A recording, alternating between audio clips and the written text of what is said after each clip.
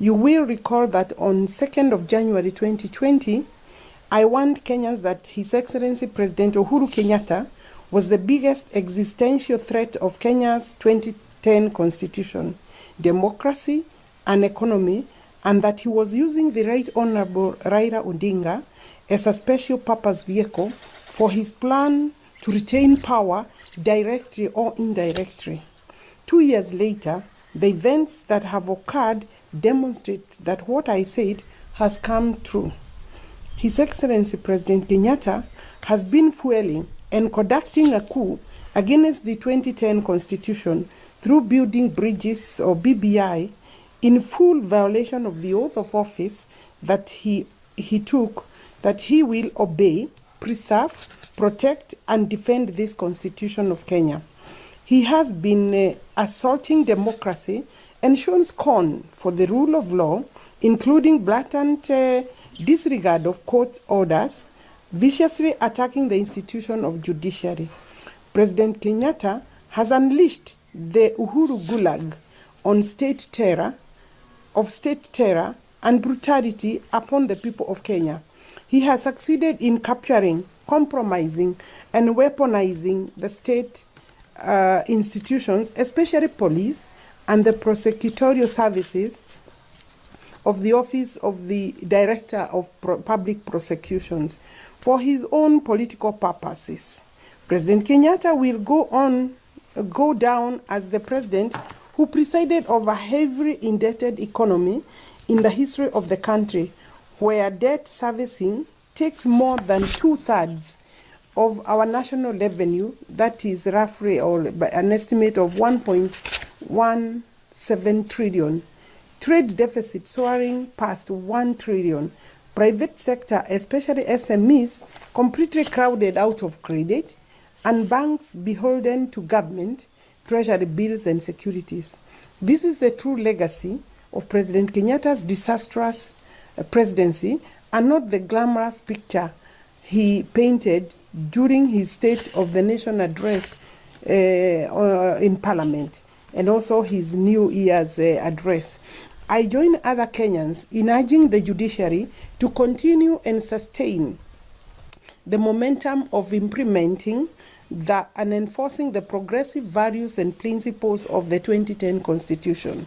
The country is at a pivotal moment where the judiciary must exercise its judicial authority derived from the people of Kenya to remain the last bastion of defending constitutionalism, the rule of law, and democracy. The Chief Justice must demonstrate unwavering courage and firm leadership in jealously defending the independence of the judiciary and deterring any form of infringement on judicial mandate. The judiciary must come on strongly and play a crucial role in curtailing police impunity.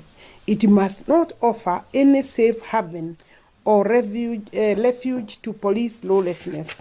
The IEBC, or Independent Electoral and Boundaries Commission, must remain vigilant in defending the space and independence of their mandate in conducting credible, reputable elections and raise the integrity bar. The general elections must be conducted in the most professional, transparent, and accountable manner. This is a constitutional obligation. IBC must protect its constitutionally enshrined structure, operation, professional, and funding autonomy. It must be a commission that guarantees a situation of predictability and certainty with the Kenyan electoral process. The commission made the right decision to withdraw from the Kangaroo Consultative Committee purporting to be preparing for the general election. The committee is not only illegal and unconstitutional, but also a marionette of power barons hell-bent to manipulate the election. Having said that, I would want to encourage and urge the Honorable the Chief Justice, Martha Koome, to be courageous and reflect on her role in the said committee and the likelihood of compromise and conflict of interest that may be seen to occur by her continued participation in the process of, in quote, preparing for the general election, which is the mandate or a mandate of the IEBC. The judiciary must remain and be seen to be a neutral arbiter by all political players. It must therefore be seen to be so. On 20th September 2017, elections are the surest way through which people express their sovereignty. Our 2010 Constitution is founded upon the immutable principles of the sovereign will of the people. Therefore, whether it be about numbers, whether it be about laws, whether it be about processes, an election must at the end of the day be a true reflection of the will of the people as decreed by the Constitution through its hallowed principles of transparency, credibility, verifiability, accountability, accuracy, and efficiency. The president could be applying tactics or strategies to retain power. It's very obvious that the governance institutions have been used throughout this particular term by the state, what they call deep state, which is a criminal enterprise group there that wants to retain power, but they get the support and backing of the president because in this country, executive power is retained heavily by the president. The other institutions support the executive. And therefore, when you see police brutality, when you see abductions like the one that Dennis Itumbi suffered, when you see police disrupting peaceful demonstrations or evicting people at night regardless of the weather or whether they have an alternative place to stay, when you see political parties, some selective political application of police authority in terms of disruption of political activities, different political parties are given different treatment. When you see some members of parliament being thrown out of their committees using the executive, all that is a sign that this particular executive wants to control state power now and after the elections. And of course, you have seen the same state power being used to support some candidates.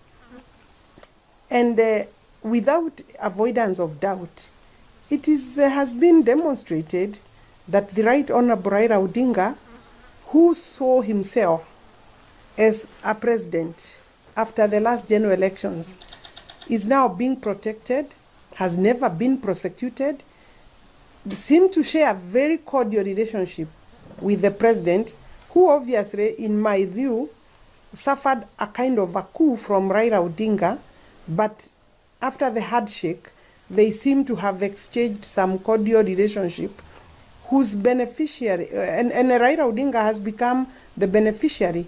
Of course, you know that we have been told by some personalities working in Jubilee and working closely with the president, they are seen as his mouthpieces, associates and mouthpieces, that the president is too young and therefore he's going nowhere.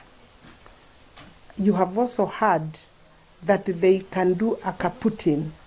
Those statements should not be taken lightly. The president has time and again come out in his military gear by way of demonstration of military power to a civilian government, sends the wrong signals, because this is not a military commander. The country is a civilian government, and therefore when you see application of military officers in civilian institutions, again you must read